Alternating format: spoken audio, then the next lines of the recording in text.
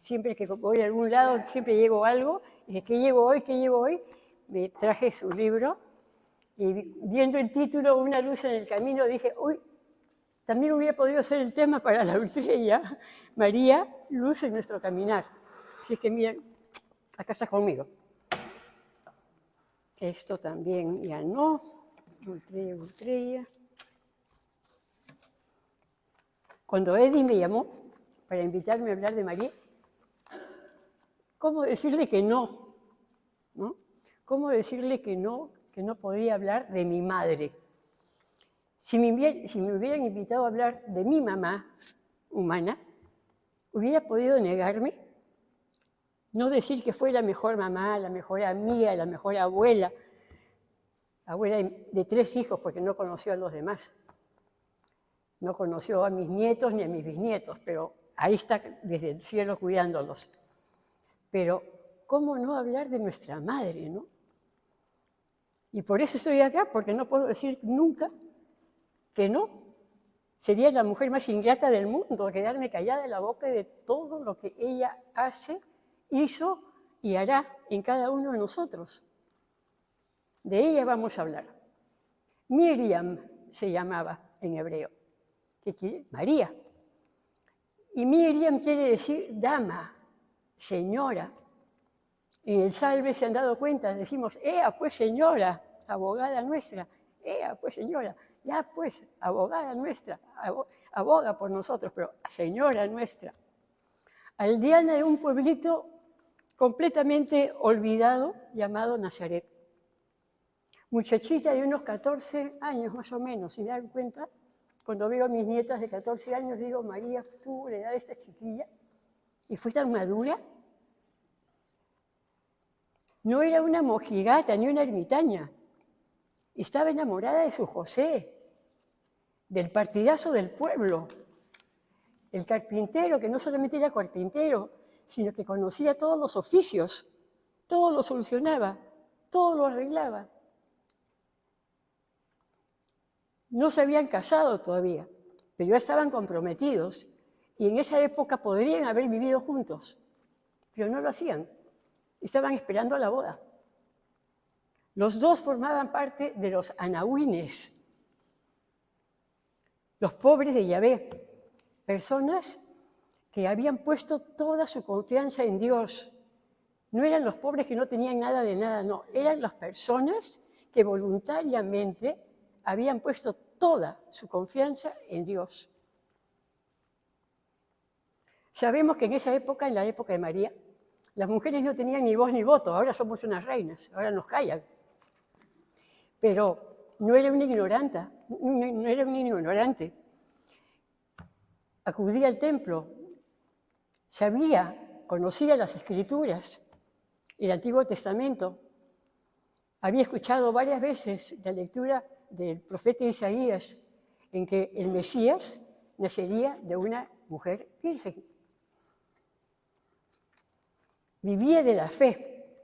Por eso, antes de concebir a Jesús en su vientre, ya lo había concebido en su corazón. Qué cosa más linda, ¿no?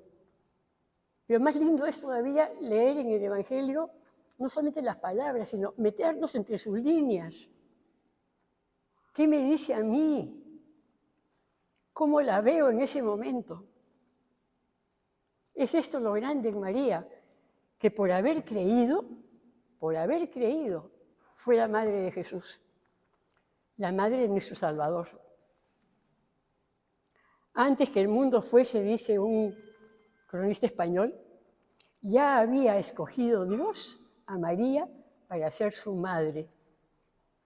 Antes que el mundo fuese, miren, ya desde antes, ya Dios había escogido a María para ser su madre. Y Koist dice en un escrito precioso que el mejor invento de Dios fue su madre.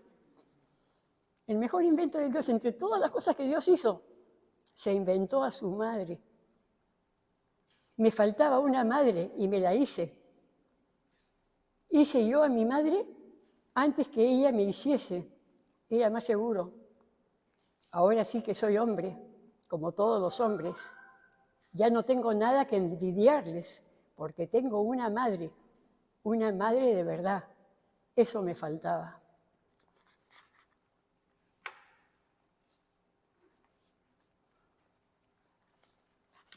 Tanto que recordar de María, ¿verdad?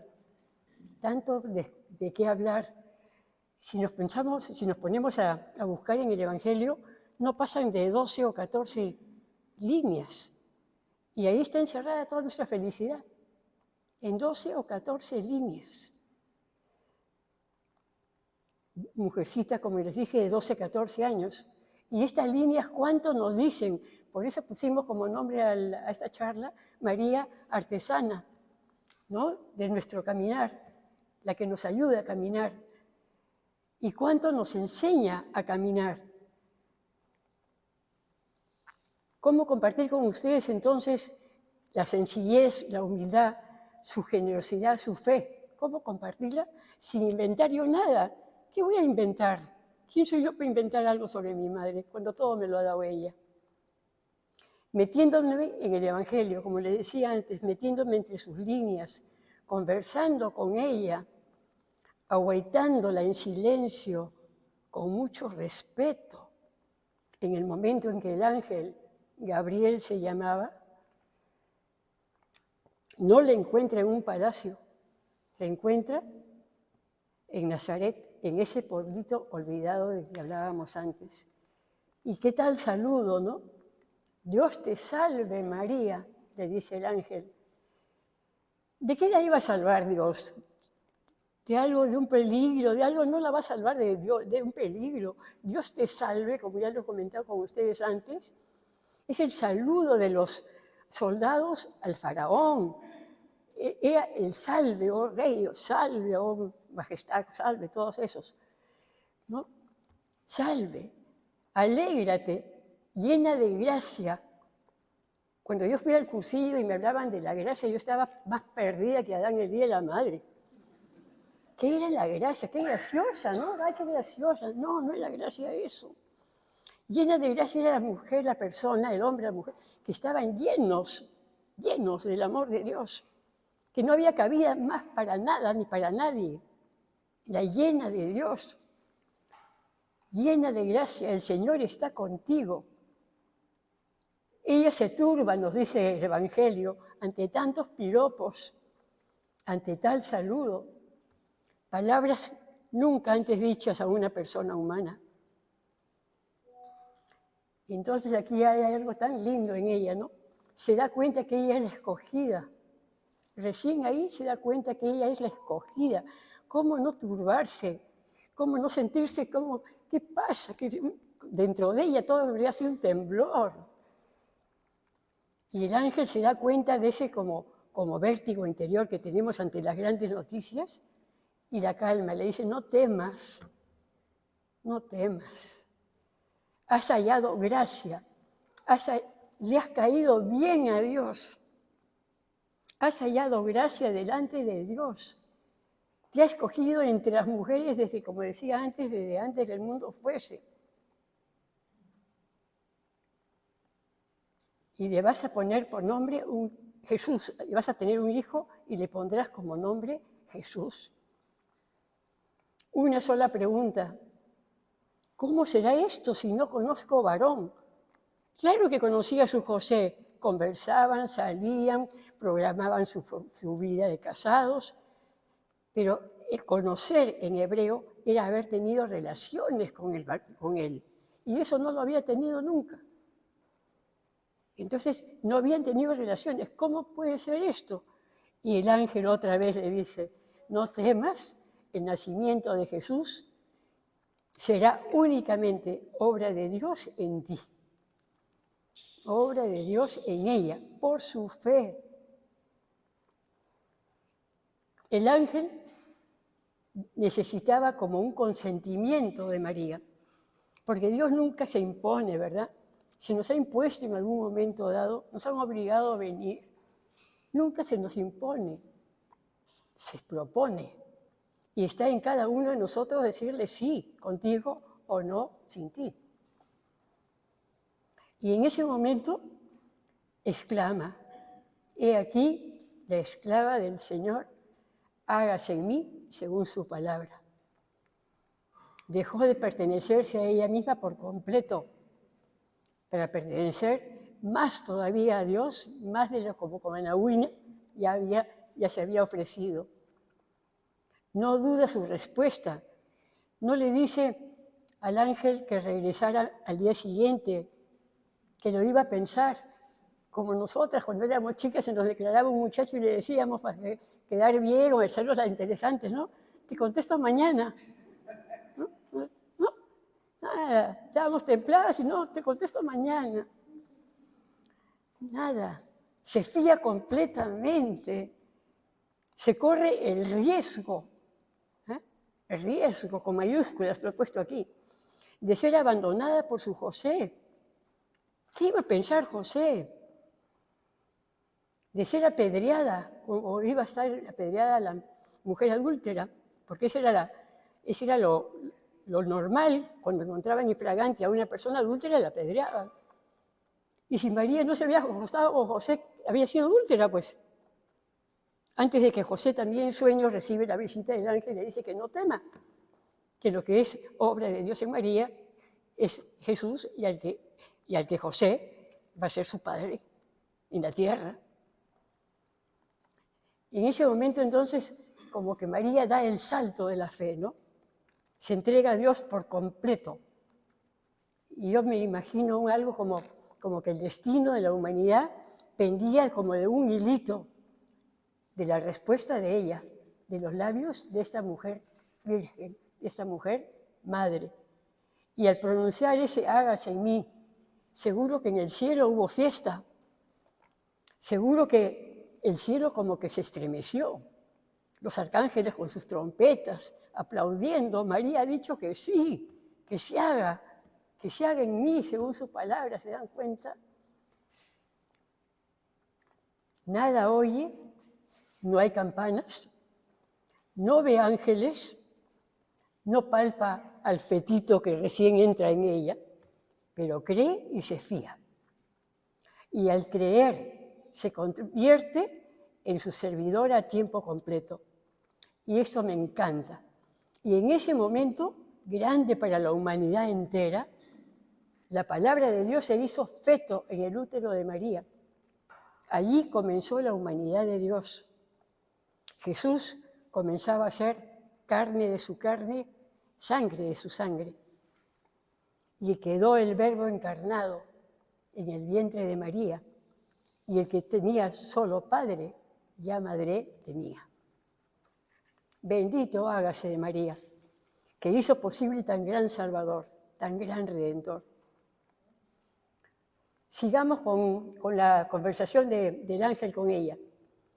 Me imagino al ángel contándole, también para tranquilizarla un poco, que su pariente Isabel, la que llamaban estéril, la que no salía de su casa por vergüenza porque era mal vista la mujer estéril en esa época, está en el 6º mes de su embarazo. Como que el ángel contándole, como que le insinúa que vaya a ayudarlos, que estos dos ancianos, Zacarías e Isabel, ancianos, la iban a necesitar. Y María no lo piensa tampoco 2 veces, parte a prisa, Esta necesidad de partir a prisa, también había algo en ella como que querría comunicárselo a alguien, pero ¿a quién? Entonces pensó, bueno, a Isabel, el nacimiento de Juan en Isabel también es obra de Dios, ella me va a entender. Así que hagan las 2 cosas, me va a entender y la voy a ayudar, las 2 cosas. Sigo acompañándola, 150 kilómetros, de Nazaret a Belén. No, de Nazaret a El Jaquín, primero a Jaquín. Seguramente se unió a una caravana porque era peligrosísimo ir sola por esos caminos.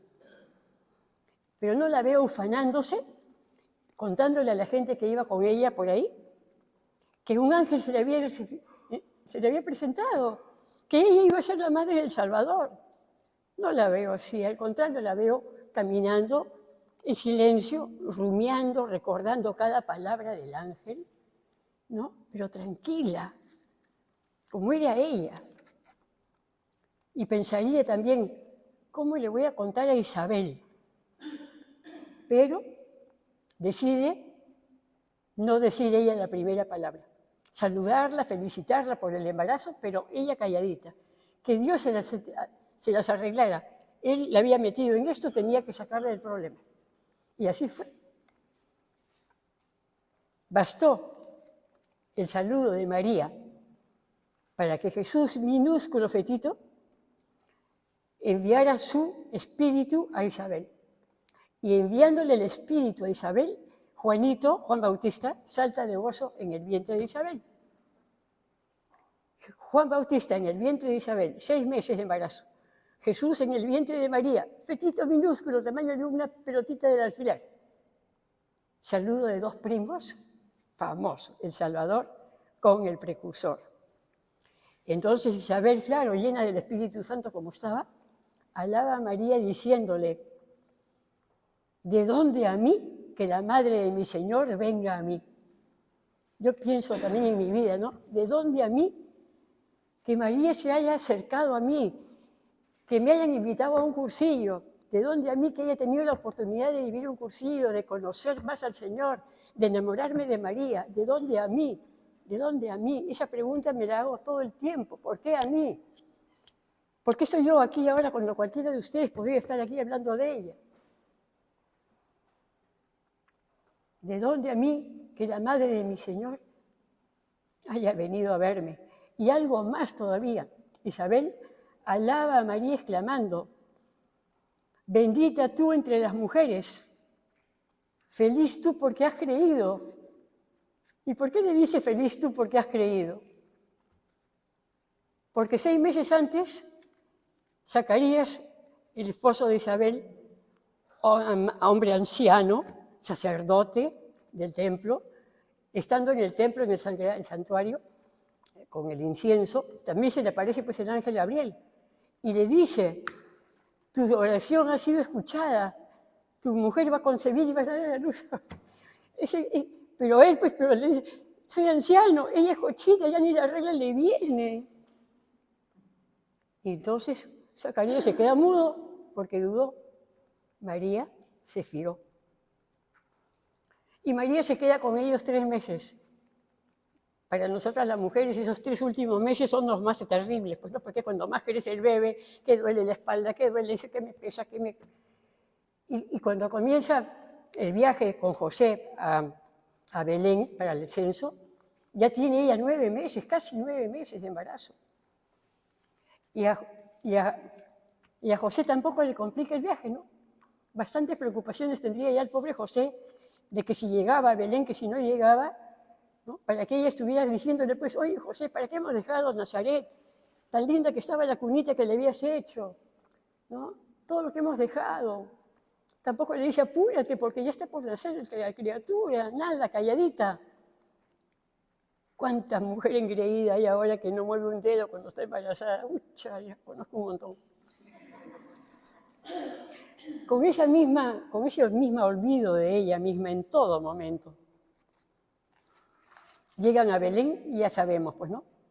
Tocan la puerta de una posada, sale el posadero o la posadera, no sé, y le dice que no hay sitio, pero el Evangelio dice que no hay sitio para ellos. Ve que María está encinta, que está ya por dar a luz, y le dice, no hay lugar digno para ella. Ese digno es colosal. Y sale el posadero o la posadera y los lleva fuera del pueblo, a una cueva, y les dice, aquí sí van a tener tranquilidad para que den a luz tranquilos, y no entre tanta gente y tantos animales que estaba llena la posada. Son detalles tan lindos que cuando uno se detiene y los ve, y caminas con María, con el burro, con José, y llegan a la cueva. Qué grande José. Comienza a limpiar la paja, ¿no? A sacudirla, porque era donde vivían, donde dormían los animales. Comienza a sacudir todo, a limpiarlo todo. Como buen carpintero, le construye otra cunita con las maderitas que encontrara. Y nace Jesús. María lo tiene en sus brazos. Y qué maravilla cuando las que hemos dado a luz al momento de que nace el bebé, ahí mismo la matrona nos la pone contra el pecho, que sientan el calor de la mamá, ¿no? Eso hizo María con el niño de Dios. En sus brazos, contra su pecho, le dio de lactar, lo abrigó, que si no lo hubieran hecho él, José y María, si no lo hubieran cuidado, el niño se les moría. Grandeza de María, grandeza. Y en ese momento grande, un poco más lejos, en un cerro, estaban los pastores, cuidando sus ovejas. El pastoreo en esa época era no el pastor como fue Jesús después, como el buen pastor que nos habla tanto el Papa León, de ser pastores, no. En esa época el pastor era el asaltante de caminos, el ladronzuelo, el que no tenía otro oficio que hacer. Lo único que le quedaba era cuidar ganados. Y en el cielo un ángel aparece y les dice, gloria a Dios en el cielo y paz en la tierra. Y viene un ejército de ángeles a contarles a estos pastores, a esta gente que nadie iba a creer en ellos, que Jesús había nacido en Belén y que lo encontrarían en un pesebre. Ellos se fían, ellos sí creen. Quizás si Herodes vinieron de Herodes y no hubiera creído nada. Pero ellos creyeron y corrieron al pesebre y efectivamente encontraron a María, a José y al niño y se arrodillaron ante él. Yo cuando leo esta parte del Evangelio me arrodillo, porque vuelve a suceder, lo vuelvo a vivir. Estoy con ellos, se dejan acompañar por mí. Es que es algo que ya pues no es doctrina nomás, es vida, es la vida que nos han regalado el Padre, queriendo que Jesús nazca como un hombre, María aceptándolo, los pastores visitándolos. Y ella no piensa, ay, no está mi mamá para acompañarme, están los pastores. No, los recibe feliz. Son los sencillos que vienen a verla. Y cuando se van los pastores comienzan a alabar a Dios y a predicar por todo lado. Ha nacido el Salvador.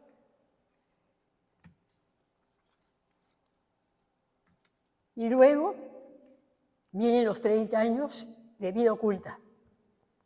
30 años que para mí deben haber sido una delicia en las conversaciones de José, María y el niño. Me los imagino conversando después de las horas de trabajo, ¿no? Cómo les ha ido uno, cómo le fue al otro, qué les ha cocinado María. Y cuando tiene 12 años el niño, que ya podía acompañarlos a Jerusalén, va con ellos a Jerusalén. Están unos días en Jerusalén, en el templo, y cuando van regresando, José piensa que el niño está con María, María piensa que está con José, llegan a cierto lado y no están ni con uno ni con la otra. ¿Dónde está? Y vuelven todo el camino andado a Jerusalén. ¿Cómo caminarían? ¿Con qué angustia? Eran seres humanos. A mí se me perdió una vez mi hija Coti, la Verónica, que tendría unos 3 años y medio, estábamos en la librería Minerva, en Largo, ya ni existe. Y un segundo que me descuidé y mi gorda no estaba. Uy, me quedé sin respiración. A toda la gente que estaba ahí, es una gordita, una chiquita, así. Ya, salgo y estaba de la mano de un policía en la esquina. Uf, me entró el alma al cuerpo. 3 días estuvieron José y María, 3 días, buscando a esta criatura. Y lo encuentran pues en el templo, con todos los maestros de la ley.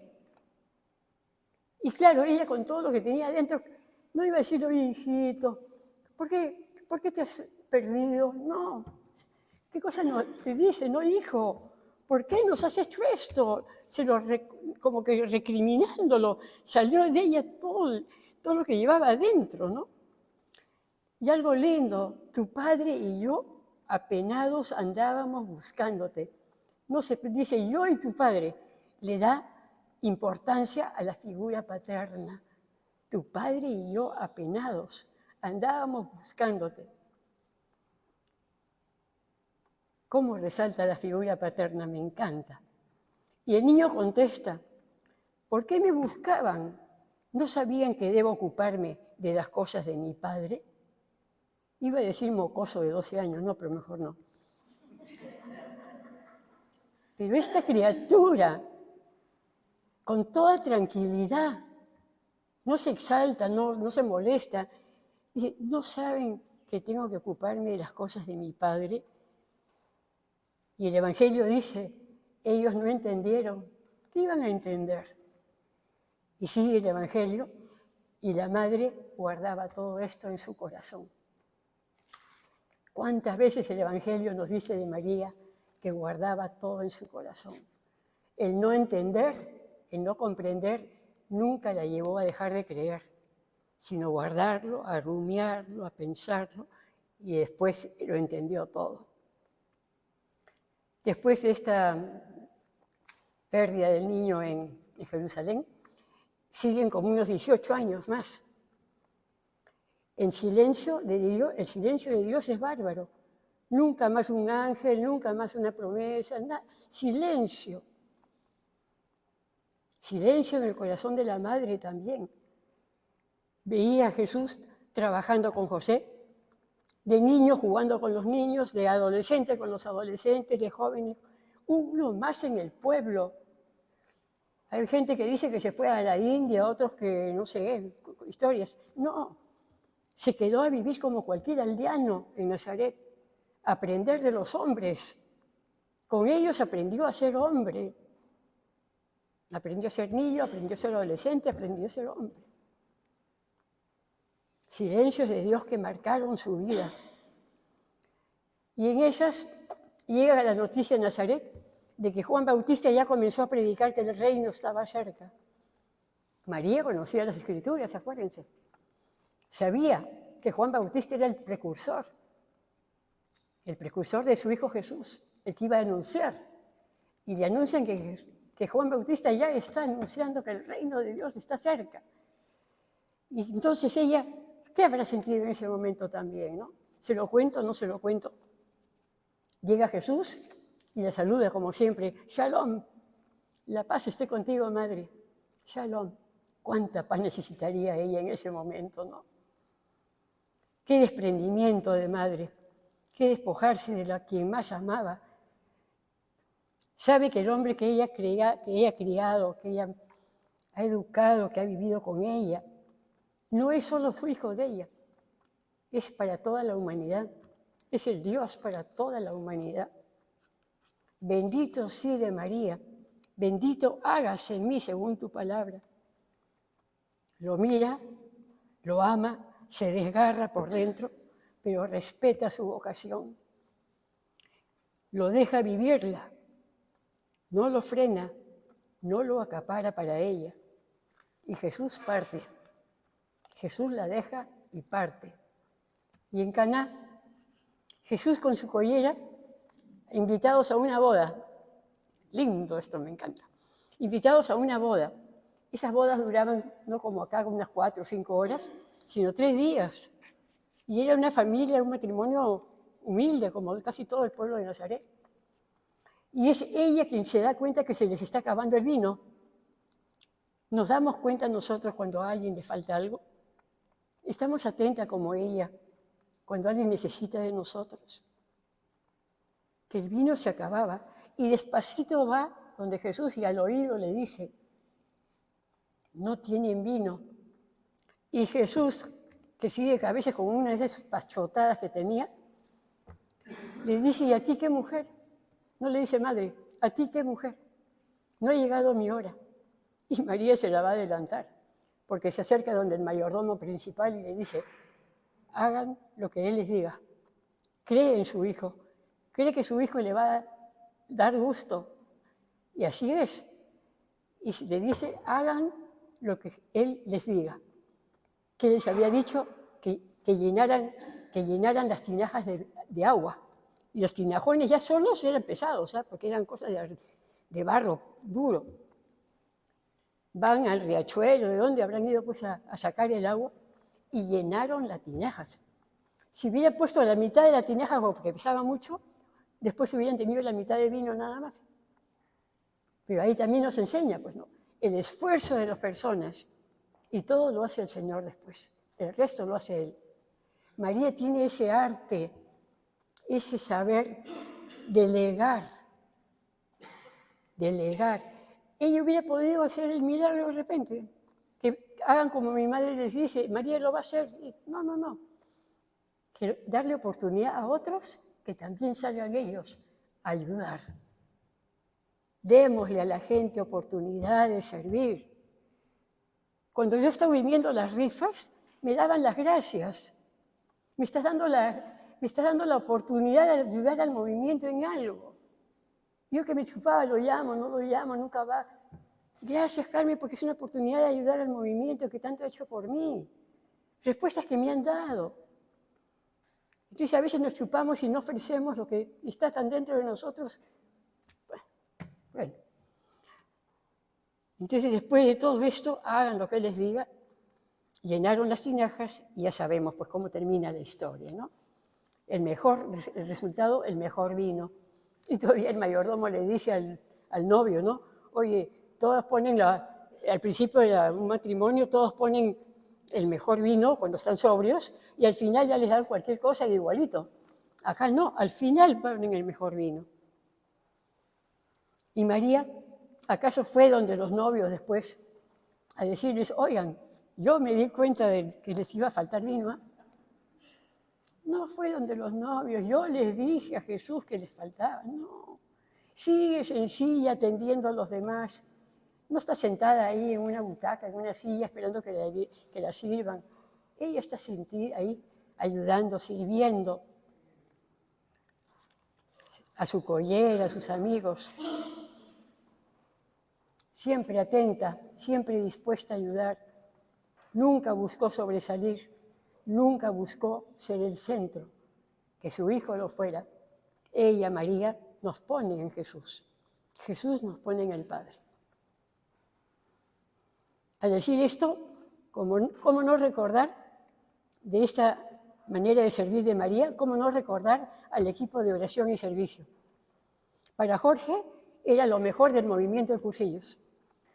Cuando hice mi cursillo, no había equipo de oración y servicio. Nos levantábamos tempranito en la mañana, las que nos llamaban para ir a hacer las camas, para limpiar los baños. Nos levantábamos tempranito para poder entrar ahí a San José de Cluny, al frente del manicomio, donde cuando uno cantaba de colores parecía que el piso así se movía, era increíble. Y donde los cuartos eran todas juntas, todas en un cuarto grande, montones de camas. Entonces llegábamos tempranito mientras estaban en la meditación, en las meditaciones de la mañana, y rapidito a hacerle las camas bien hechas, bien estiradas, las sábanas, los baños bien rasqueteados, y nos escapábamos corriendo para que no nos vieran. Ahora que el equipo de oración y servicio se queda dentro, es lo más divertido del mundo, porque uno está escondiéndose en medio de un mundo en que todo el mundo quiere figurar. El equipo de oración y servicio no quiere que las vean, que los vean, se esconden, que no se den cuenta que estoy yo acá. Es lo más lindo que puede haber, y eso nos lo enseñó María. María artesana de nuestro caminar, María luz en nuestro camino, la que todo nos ha enseñado. Pero no puedo dejar de hablar de ella al pie de la cruz. María al pie de la cruz.